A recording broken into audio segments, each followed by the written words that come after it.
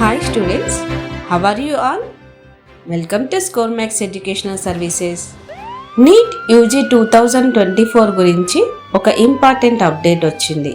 నిన్న సుప్రీంకోర్టులో వెల్లడించిన తుది తీర్పులో సిజేఐ ఎన్నో ఆసక్తికర విషయాలను వెల్లడించారు. అందులో ముఖ్యంగా నీట్ ఎగ్జామ్ రద్దు చేసి మళ్ళీ నిర్వహించడం కుదరదని, జరిగిన అవకతవకలపై విచారణ జరిపి బాధ్యులపై చర్యలు తీసుకోవాలని సిబిఐని ఆదేశించింది. సుప్రీంకోర్టు ఇచ్చిన తీర్పు ప్రకారం 1 లేదా 2 రోజుల్లో కౌన్సిలింగ్ షెడ్యూల్ విడుదల చేయడానికి ఎన్టీఏ మరియు ఎంసీసీ మెడికల్ కౌన్సిలింగ్ కమిటీ సిద్ధమవుతున్నాయి. కౌన్సిలింగ్ షెడ్యూల్తో పాటు మనకి స్టేట్ ర్యాంక్స్ని కూడా తొందరలో విడుదల చేస్తారు.